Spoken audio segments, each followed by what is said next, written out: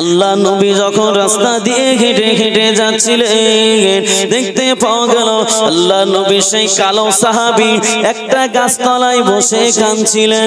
আল্লাহ নবী পিছন দিক দিয়ে গিয়ে সাদ আস-সালামীর চোখটা ধরলেন। সাদ আস-সালামীকে চোখটা ধরে আল্লাহ নবী নিজের গলার ভয়েসটা মোটা করে, গলার ভয়েসটা চেঞ্জ করে আল্লাহ নবী বলল, বলো তো দেখি আমি কে? আল্লাহ নবী সাহাবী সাদ আস-সালামী বলছে, কে আমার চোখটা ধরেছো আমার চোখটা ছেড়ে দাও, আর যদি আমার চোখটা না ছেড়ে দাও তোমার বিরুদ্ধে আমি আল্লাহ নবীর কাছে আজ এশার নামাজ বাদ বিচার দেব। কার বিরুদ্ধে বিচার দেবে? নবীর বিরুদ্ধে। কিন্তু চোখ কে ধরেছে?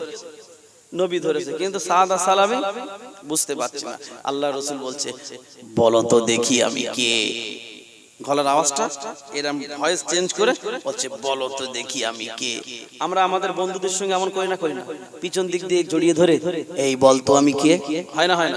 তো রাসূল চোখটা ধরে সাদ আস-সালামীকে বলছে, বলো তো দেখি আমি কে? আল্লাহ নবী সাহাবী, আল্লাহ নবী গলার টোনটা চেঞ্জ করার কারণে সাদ আস-সালামী বুঝতে পারল না।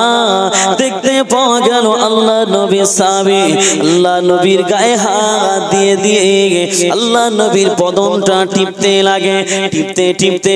টিপতে হঠাৎ করে আল্লাহ নবী যখন মুখ মোবারকে হাতটা পড়ে গেল, সাদ আস-সালামী চিনতে বাকি রইল না, এমন নরম মুখ একমাত্র আমার নবীর ছাড়া আর কারোর হতে পারে না। এমন নরম মুখ আমার নবীর ছাড়া আর কারোর হতে পারে না। সাদ আস-সালামী চিনতে পেরে গেছে। যখন চিনতে পেরে গেল আল্লাহর নবী যেমন এমন চোখটা ধরেছে, আল্লাহর নবীর দুটো হাত সাদ আস-সালামী দুই হাত দিয়ে ধরলেন, ধরে আল্লাহর রাসূলকে পিছন দিক দিয়ে টান দিলেন, দিয়ে সাদ আস-সালামী আল্লাহর রাসূলের হাতটা নিয়ে এমন করে ধরে রাখলেন, আর রাসূলের এই বুক মুবারক সাদ আস-সালামীর পিঠের সঙ্গে অ্যাডজাস্ট হয়ে গেল। জোরে বলবেন না? ও আমার ভাইজান, আল্লাহ নবী বলল, বাবা সাদ, আমাকে এমন করে কেন তুমি ধরলে বাবা সাদ? আল্লাহ নবীকে ওই সময় বলে, ইয়া রাসূলুল্লাহ, ইয়া হাবিবাল্লাহ, হুজুর আমি কেন এমন করে ধরেছি আপনি জানেন না? আমার আত্মবিশ্বাস আমার পিঠের সঙ্গে আপনার সিনা মোবারক ঠেকেছে। কোন কারণবশত যদি আমি জাহান্নামায় চলে যাই, আল্লাহ পাক রব্বুল আলামিন আপনার এই বুক মোবারকটা আমার পিঠের মধ্যে ঠেকার কারণে কিয়ামতের দিনে আল্লাহ পাক জাহান্নামের আগুন আমার এই পিঠে ঠেকাবে না। ইয়া রাসূলুল্লাহ, ইয়া হাবিবাল্লাহ, এই না কথা মনে করে আমি আপনার সাহাবী, আপনার বুক মুবারকটা আমার পিঠের মধ্যে লাগিয়েছি। আপনার বুক মুবারকটা আমার পিঠের মধ্যে লাগিয়েছি। আমার আত্মবিশ্বাস, আমার বিশ্বাস কিয়ামতের ময়দানে কোনো কারণবশত যদি জাহান্নামী হয়ে যায়, জাহান্নামের আগুন আমার পিঠে স্পর্শ করতে পারবে না, কারণ আপনার বুক মুবারক আমার পিঠের মধ্যে লেগেছে। আল্লাহ নবী সাদ আস-সালামীকে বলছে, বাবা সাদ, তুমি কাঁদছিলে কেন? কি জিজ্ঞাসা করছেন? কাঁদছিলে কেন? কিন্তু সাদ আস-সালামী ওই সময় বলল, আল্লাহ নবীকে বলতে লাগে, ইয়া রাসূলুল্লাহ, ইয়া হাবিবাল্লাহ, আমি কিসের জন্য কাঁদছিলাম? আমার কান্নার মধ্যে যথেষ্ট কারণ লুকিয়ে রয়েছে। কি কারণ লুকিয়ে রয়েছে? আল্লাহ নবী যখন এই কথা বলল, আল্লাহ নবীকে সাদ আস-সালামী বলতে লাগে, তোমার কান্নার কারণটা কি আমি জানতে পারি? আল্লাহ নবীকে ওই সময় সাদ আস-সালামী বলতে লাগে, ইয়া রাসূলুল্লাহ, ইয়া হাবিবাল্লাহ, আমি কিসের জন্য কাঁদছিলাম আপনি জানেন না? আমার কান্নার কারণ হলো আজ আমার যথেষ্ট পরিমাণে বিয়ের বয়স হয়ে গেছে, আজ আমার বিয়ের বয়স পার হয়ে যাচ্ছে, কিন্তু আমার দেখতে খারাপ, আমি বেটে বলে, আমি আমার দাঁতটা উঁচু বলে, আমার ঠোঁটটা ঝোলা বলে, আমার গায়ের রং কালো বলে, আমার পা ফাটা, আমার ডায়েস খারাপ, এক কথায় আমার দেখতে খারাপ বলে দুনিয়ার কোন মেয়ের বাপ আমি সাদ আমার সঙ্গে মেয়ে বিয়ে দিতে চাই না। ইয়া রাসূলুল্লাহ ইয়া হাবিবাল্লাহ, এই না কথা মনে করে আমি সাদ আমার চোখের পানি গড়িয়ে যায়।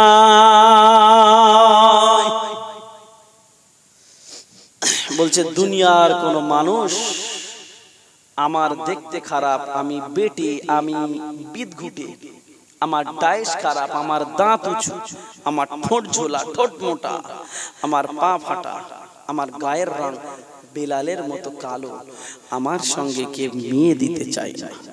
আমার বিয়ের বয়সটা যথেষ্ট পরিমাণ পার হয়ে যাচ্ছে, এই জন্য ইয়া রাসূলুল্লাহ ইয়া হাবিবাল্লাহ আমি কাঁদতেছি। আল্লাহ নবী সাল্লাল্লাহু আলাইহি ওয়াসাল্লাম সাআদ সালামীকে বলতে লাগলো, ও বাবা সাআদ, ও বাবা সাআদ রে, কেঁদো না, কেঁদো না, কেঁদো না, কিসের জন্য তুমি কাঁদবে? তোমার কি কোনো মেয়ে পছন্দ হয়ে আছে? তোমার কি কোনো মেয়ে দেখা আছে? আল্লাহ নবীকে বলতে লাগে, ইয়া রাসূলুল্লাহ ইয়া হাবিবাল্লাহ, কোন মেয়েকে আমি পছন্দ করব? দুনিয়ার কোন মেয়ে আমায় পছন্দ করে না। ইয়া রাসূলুল্লাহ ইয়া হাবিবাল্লাহ, আমার কোন মেয়ে পছন্দ করা নাই। আল্লাহ নবী বলল, ও বাবা সাআদ, ও বাবা সাআদ রে, ও বাবা সাআদ, তুমি আমার সঙ্গে বলো তোমার কোন মেয়ে পছন্দ, তুমি প্রস্তাব দেবে, প্রস্তাব দেওয়ার দায়িত্ব তোমার, আর আমি রাসূলুল্লাহ রাজি করার দায়িত্ব স্বয়ং আমার। প্রস্তাব দেওয়ার দায়িত্ব কার? হ্যাঁ, সাআদ আস-সালামী। আর নাই বলেন নবীর সাহাবী, এক কথায় মিটে যায়। প্রস্তাব দেওয়ার দায়িত্ব কার? নবীর সাহাবী। আর রাজি করার দায়িত্ব কার? নবী। তো সাআদ আস-সালামী দেখছে তাই অফার একখানা পেয়েছি, তাহলে রাসূল যতক্ষণ আমায় বলেছে যে প্রস্তাব দেওয়ার দায়িত্ব আমার, আমি যে কোনো কারোর প্রস্তাব দেব না। আল্লাহর নবী সাহাবী বলছেন, ইয়া রাসূলুল্লাহ ইয়া হাবিবাল্লাহ, মদিনা শরীফের জমিনে আপনার একজন বিখ্যাত সাহাবী আছে যে কোটি কোটি টাকার মালিক, সেই সাহাবীর একটা মেয়ে আছে, সেই মেয়েটা আল্লাহ পাক এতটা পরিমাণ রূপ দিয়েছে, যার কারণে মেয়েটার নাম রাখা হয়েছে হুরে মদিনা। কি নাম বলেছে? হুরে মদিনা, মানে মদিনার হুর। মদিনার হুর মানে এত রূপ আল্লাহ দিয়েছে, যার কারণে মেয়েটার নাম রেখেছে হুরে মদিনা, মানে মদিনার হুর। মেয়েটাকে যে দেখবে সে আর চোখ অন্যদিকে ফেরাতে পারবে না, এত আল্লাহ রূপ দিয়েছে। তো সেই হুরে মদিনার কথা বললো। আল্লাহ রাসূল বলছে কি যে তুমি এক চান্সে অত ধনী লোকের মেয়ের কথা বললে, তোমার কি টাকা পয়সা আছে? অত অকাত আছে? অত অকাত আছে? তোমার অত ধন সম্পদ নাই, তুমি অত হাই প্রোফাইল লেভেলের মানুষের মেয়ের নাম করলে কেন? আল্লাহর নবীকে বলল, আমি কিছু জানি না, আপনি আমাকে বলেছেন প্রস্তাব দেওয়ার দায়িত্ব আমার, রাজি করার দায়িত্ব আপনার। এখন কি করবেন আপনি জানেন। আমার প্রস্তাব দেওয়ার কথা, আমি প্রস্তাব দিয়েছি, এবারে কিভাবে রাজি করবেন আপনার দায়িত্ব। আমার দায়িত্ব প্রস্তাব দেওয়ার, আপনার দায়িত্ব রাজি করার। এবারে কি করবেন আপনি বোঝেন, ও আমার দেখার দরকার নাই। আল্লাহ রাসূল বলছে তুমি তো আমাকে বড় বিপদে ফেলে দিলে, তোমাকে বলতে বললাম তা এত উঁচু লেভেলে। স্বাভাবিক তো নাকি? সাদা সালামির দেখতে খারাপ তো, বেটে এক, বেটে দুই, গায়ের রং কালো, পা ফাটা, ঠোঁট ঝোলা, দাঁত উঁচু, ডাইস খারাপ, বিদ ঘুটে দেখতে। এখন ওই মেয়েকে টপ র্যাঙ্কের সুন্দরী মেয়ে বিয়ে করে? বলেন তো দেখি, আপনারা বলেন। আপনাদের গ্রামে যদি কোনো একটা চাচার অত সুন্দরী মেয়ে থাকে, সেই চাচা খুঁজবে চাকরিওয়ালা ছেলে, ঠিক কিনা? বলছে টাকলা হয় হোক, কিন্তু ওই ছেলেই দরকার। কি দরকার? বলছে টাক হয় হোক, ও টেকো হোক, কিন্তু ওই টেকো ছেলের আমার লাগবে, চাকরি করে। আর মেয়েটার কি হবে ওসব দেখার দরকার নাই। মেয়েটা চাকরিজীবীর হাতে দিচ্ছি, অথচ সে বুড়ো টাকলা, তার হাতে মেয়ের তুলে দিচ্ছে। সে মেয়ে দুদিন পরে অন্য জায়গায় লাইন করে ব্যাস পালিয়ে গেল। এগুলো ভেবে চিন্তে দিতে বা একটা লেবেল করে কেন দেওয়া হয়? লেবেল করে বিয়ে কেন দেওয়া হয়? সামঞ্জস্যতা বজায় রেখে দিতে হয়। তো সেই সাদ সালামি আল্লাহ রসুলকে বলল, আমি জানি না, আপনি প্রস্তাব দিতে বলেছেন, দায়িত্ব এবারে আপনার রাজি করানোর, আমি কিচ্ছু বলতে পারবো না। আল্লাহ নবী সাল্লাল্লাহু আলাইহি ওয়াসাল্লাম আল্লাহ নবী সাদ সালামিকে বললেন, ও সাদ, ও বাবা সাদ রে, চলে যাও, চলে যাও, চলে যাও, চলে যাও। আমার ওই সাহাবী কোটি কোটি কোটি কোটি টাকার মালিক, তার বাড়িতে চলে যাও, গিয়ে বলো আল্লাহ নবী পাঠিয়েছে আপনার সঙ্গে, আপনার মেয়ের সঙ্গে আমি সাদ আমার সঙ্গে বিবাহ দেওয়ার প্রস্তাব দিয়ে আল্লাহ নবী পাঠিয়েছে, তুমি চলে যাও, চলে যাও, তোমার জন্য আমি রাসূলুল্লাহ দোয়া করে দেব। বলছে যাও, চলে যাও, তোমার জন্য আমি রাসূল দোয়া করে দেব। আল্লাহ রাসূলকে বলছে, ইয়া রাসূলুল্লাহ, ইয়া হাবিবাল্লাহ, আমি যদি প্রস্তাব দিতে যাই আমার পিটিয়ে লাট বানিয়ে দেবে, আমি যাব না, আমি যাব না। আপনি কি করবেন করেন, আমি যাব না। আল্লাহ রসুল বলছে, আমি তোমাকে যেতে বলছি তো নাকি, তুমি অত টেনশন করছো কেন? আমি তোমার সঙ্গে আছি, কোনো ভয় নাই, তুমি যাও, আমি না যাই, আমার দোয়া তোমার সঙ্গে যাবে। বলুন সুবহানাল্লাহ। আল্লাহ নবীকে বলছে, ঠিক আছে, যদি আমার ধরে ফেলে আমি বলবো যে আমি কিচ্ছু জানি না, আপনি আমাকে পাঠিয়েছেন। বলছে ঠিক আছে, যাও, তুমি আমার নাম করবে, যদি তোমার ধরে তুমি বলবে আল্লাহ রাসূল পাঠিয়েছে, কোনো টেনশন করো না, যাও, তুমি চলে যাও। আল্লাহ নবী সাল্লাল্লাহু আলাইহি ওয়াসাল্লাম সাদ সালামিকে বললেন, যাও বাবা, চলে যাও, তুমি জলদি করে তুমি জলদি করে মদিনায় আমার ওই সাহাবীর বাড়িতে চলে যাও। আল্লাহ নবী সাল্লাল্লাহু আলাইহি ওয়াসাল্লাম যখন সাদ সালামিকে ওই মদিনা শরীফে সাহাবীর বাড়িতে পাঠিয়ে দিল। হাত দেবেন না ভাই, যা আছে তা হাত দেবেন না, মোটামুটি যা আছে, কষ্ট একটু কম হচ্ছে। সাদ সালামি রাসূলের কথা শুনে গুটি গুটি পায়ে এবার মদিনা শরীফের দিকে আগাতে লাগলো। আমার ভাইজানেরা, ও সোনার মানিকেরা, কান খুলে শুনে রেখে দিন, জেনে রেখে দিন। আল্লাহ নবী সাল্লাল্লাহু আলাইহি ওয়াসাল্লাম আল্লাহ নবী যখন সাদ সালামিকে বললেন, কমিয়ে দিয়েছেন ভাই, হাত দেননি, হাত দেওয়া লাগবে না, আপনি যেমন ছিল অমন দেন। আমার কষ্ট হচ্ছে বলে হাত দিচ্ছি, বুঝতে পেরেছেন? অনেকক্ষণ ধরে বকছি না, 2 ঘন্টা হয়ে গেল। দেন, আর একটু কোণে দেন, আর একটু কোণ দেন, হ্যাঁ, আর একটু কোণে দেন। এই তো এবার আমি নেমে যাব, হুজুর আসবে ফুরফুরা শরীফ থেকে, উনি আর এমন করে চিল্লে চিল্লে ওয়াজ করবে না।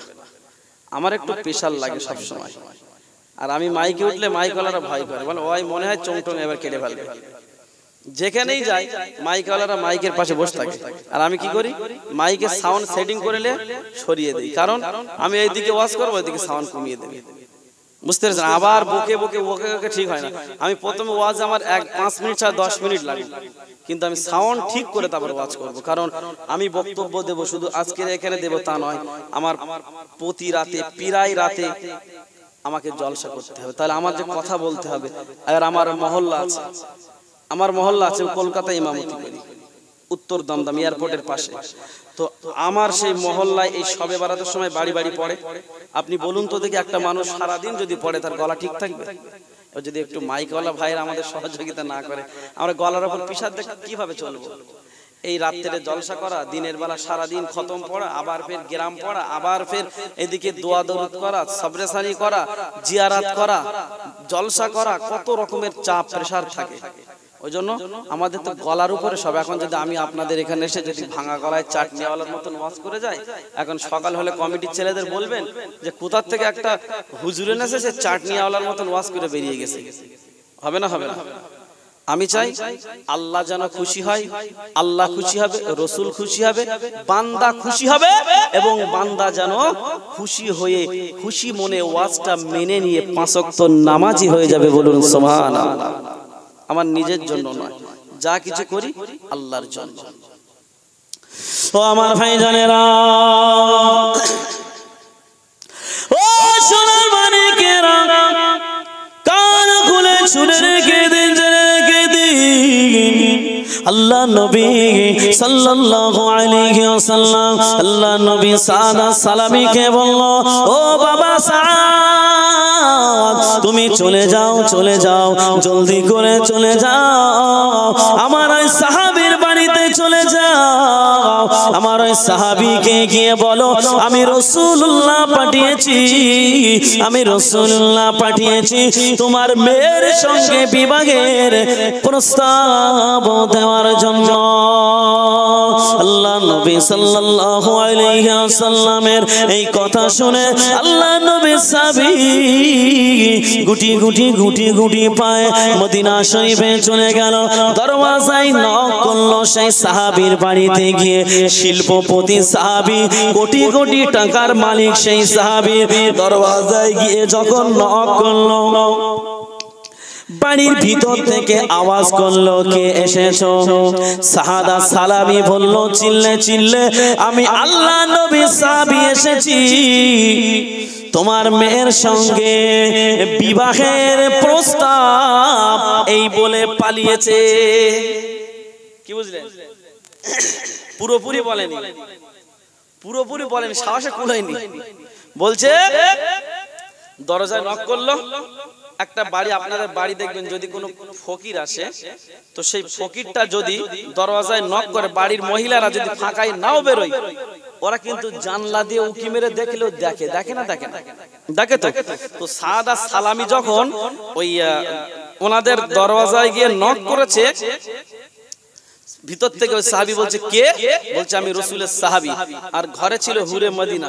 বলছে রাসূলের সাহাবী আমাদের বাড়ি এসে কি বলে শুনি একটু। এবারে শুনছে আর বলছেন, ওই সাহাবী বাইরে বেরিয়ে এসেছেন, বলছেন আল্লাহর রাসূল আমায় পাঠিয়েছে তোমার মেয়ের সঙ্গে বিবাহের প্রস্তাব দেওয়ার জন্য। এই টুসকুনি আর বলেনি, সাহসে কোলায়নি। বলছে তো আল্লাহর রাসূল আমাকে পাঠিয়েছে তোমার মেয়ের সঙ্গে বিবাহের প্রস্তাব। ব্যাস, এই বলে আউট হয়ে গেছে, দৌড়ে পালিয়েছে। এখন সাহাবীর রেগে তো মানে মানুষ যখন ফাঁকায় বেরিয়েছে তার একটা চেহারা অন্যরকম, আর যখন কেউ রেগে মেগে ঘরের মধ্যে ঢোকে তার চেহারাটার পরিবর্তন হয় না? হয় না? তো সেই সাহাবী ওই যখন আল্লাহ রাসূলের সেই সাহাবী প্রস্তাব দিয়েছে, আর আল্লাহ রাসূলের এই ধনী সাহাবী শুনে মানে মাথা গরম হয়ে গেছে, মুখ টুক যেন লাল হয়ে গেছে। আল্লাহ রাসূলের সাহাবীর সেই মেয়ে হুরে মদিনা সে জিজ্ঞাসা করছে, আব্বা জান কি হয়েছে? কথাটা কিন্তু শুনেছে, তথাপিও জিজ্ঞাসা করছে। বলছে আব্বা জান তোমার মুখটা যেন কেমন অন্যরকম লাগছে, রাগ রাগ ভাব লাগছে, কেন? কি হয়েছে? বলছে কিছু হয়নি মা, তুমি যাও। হুরে মদিনা বলছে না আব্বা জান কি হয়েছে আমার বলতে হবে। সে তো শুনেছে যে আল্লাহর রাসূল পাঠিয়েছে, এই কথাটা শুনেছে। বলছে না, রাসূলের কথা শুনেছে বলে একটু জেদ ধরছে বেশি, যে আব্বা জান কি হচ্ছে বলতে হবে। আপনারাও দেখবেন আপনাদের মেয়েরা যদি আপনার কাছে জেদ করে, দেখবেন বাপরা কিন্তু মেয়েদের কথা ফেলতে পারে না। পারে? ছেলেদের তবু বকাঝকা দিয়ে পার করে দেয়, কিন্তু মেয়েদের কথা বাপ ফেলতে পারে না। মেয়েদেরকে বাপ বহুত ভালোবাসে। ও আমার ভাইজানেরা, ও সোনার মানিকেরা, কান খুলে শুনে রেখে দিন, জেনে রেখে দিন।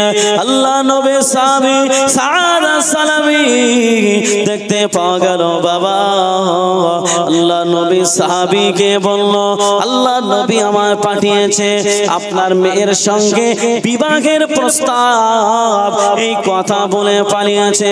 আল্লাহ নবী সাহাবী রাগান্বিত হয়ে ঘরের মধ্যে ঢুকলো। আল্লাহ নবী সাহাবীর মেয়ে হুরে মদিনা জিজ্ঞাসা করছে আব্বাজান তোমার চেহারাটা যেন অন্যরকম লাগছে, আব্বাজান তোমার কি হয়েছে আমার সঙ্গে বলো। আল্লাহ নবী সাহাবী বলে মা কিছু হয়নি মা, তুমি ঘরেতে চলে যাও। আল্লাহ নবী সাহাবীকে বলে ও আমার আব্বাজান আপনি যদি আমার কথাটা না বলেন আমি আপনাকে ছাড়বো না, আপনি আমায় কথাটা বলুন। ওই সময় আল্লাহ নবী সাহাবী ওই সময় বলতে লাগে মা একজন পেটে দেখতে খারাপ বিদঘুটে কালো দাঁত উঁচু ঠোঁট ঝোলা পা ফাটা এমন একজন ব্যক্তি এসে বলছেন তোমাকে বিবাহ করবে, আল্লাহ নবী নাকি পাঠিয়েছে। এই কথাটা শুনে আমার মাথা গরম হয়ে গেছে। আল্লাহ নবী সাহাবীকে ওই হুরে মদিনা বলে আব্বাজান ও আমার আব্বাজান আল্লাহ নবী যেখানে পাঠিয়েছে তার পা ফাটা হোক, তার ঠোঁট ঝোলা হোক, তার দাঁত উঁচু হোক, তার গায়ের রং কালো হোক, একটা মানুষ চিরজীবন সুন্দর থাকে না, কোনো মহিলা চিরজীবন সুন্দরী থাকে না। মানুষের রূপ ধরা যৌবন রং ধরা যৌবন একদিন জং ধরে শেষ হয়ে যাবে। রং ধরা যৌবন যেদিন জং ধরে শেষ হয়ে যাবে সেদিন মানুষের সব শেষ হয়ে গেল। ও আমার আব্বাজান আজ হয়তো আল্লাহ পাক আমার সুন্দরী করেছে, আল্লাহ পাক আমার রূপ দিয়েছে, কিন্তু আমি রূপের বড়াই করব না, কেননা স্বয়ং রাসূলুল্লাহ এই প্রস্তাবটা দিয়ে পাঠিয়েছে। আব্বাজান আমার যথেষ্ট বয়স হয়েছে, আপনি যদি এই বিয়েতে রাজি না হন আমি স্বয়ং নিজে হুরে মদিনা আল্লাহর রাসূলের দরবারে গিয়ে এই বিয়েতে আমি রাজি হয়ে যাব। একটু জোরে হবে না? একটু জোরে হবে? আর একটু পান্তা দিদি বলবো, পান্তা পান্তা পান্তা চেনেন? হ্যাঁ দুটো পান্তা খেলাম। এইবারে আল্লাহ রসুলের সাহাবী কথাটা শুনে অবাক, কি ব্যাপার মেয়ে নিজে গিয়ে প্রস্তাব দেবে, কি সর্বনাশ। আল্লাহ রসুলের সাহাবী বলছে মা ওই ছেলে দেখতে ভালো না, এই সেই বিভিন্ন রকমের বর্ণনা দেয়। বলছে না আব্বাজান মানুষের রং ধরা যৌবন একদিন জং ধরে শেষ হয়ে যাবে, কিন্তু রসুলের প্রেম রসুলের ভালোবাসা আমার অন্তরের মধ্যে আছে। আপনি যদি এই বিয়েতে রাজি না হন আমি স্বয়ং নিজে রসুলের দরবারে গিয়ে বিয়ের প্রস্তাব দেব। ও আমার ভাইজানেরা দেখতে পাওয়া গেল আল্লাহ নবী সাহাবীর ওই মেয়ে হুরে মদিনা ওই বিবাহেতে রাজি হয়ে গেল। এক প্রকারে হুরে মদিনার আম্মা জানো রাজি হয়ে গেল, মেয়ে রাজি, মেয়ের মা রাজি, আর বাপ কিয়া করেগা কাজী। অবশেষে আল্লাহ নবী সাহাবী তিনিও এই বিয়েতে হয়ে গেলেন রাজি। দোয়া চলছে কার? জোরে বলেন। দোয়া চলছে কার? পিছন দিক দিয়ে নবীর দোয়া চলছে, রাইট। এইভাবে বলবেন, পিছন দিক দিয়ে রসুলের দোয়া চলছে। আল্লাহর নবী সাল্লাল্লাহু আলাইহি ওয়াসাল্লাম দোয়া করছেন, আল্লাহ আমার সাহাবীর যেন হুরে মদিনার সঙ্গে বিয়ে হয়। ও আমার ভাইজানেরা, ও সোনার মানিকেরা, হুজুর আশহাদু তাকবীর দান, নারায়ে তাকবীর, জোরে দান নারায়ে তাকবীর। সিলসিলায়ে ফুরফুরা শরীফ, সিলসিলায়ে ফুরফুরা শরীফ, আওলাদে মুজাদ্দিদ জামান, আওলাদে মুজাদ্দিদ জামান, নারায়ে তাকবীর, নারায়ে তাকবীর, সিলসিলায়ে ফুরফুরা শরীফ, সিলসিলায়ে ফুরফুরা শরীফ, আওলাদে মুজাদ্দিদে জামান, আওলাদে মুজাদ্দিদে জামান, নারায়ে তাকবীর, নারায়ে তাকবীর।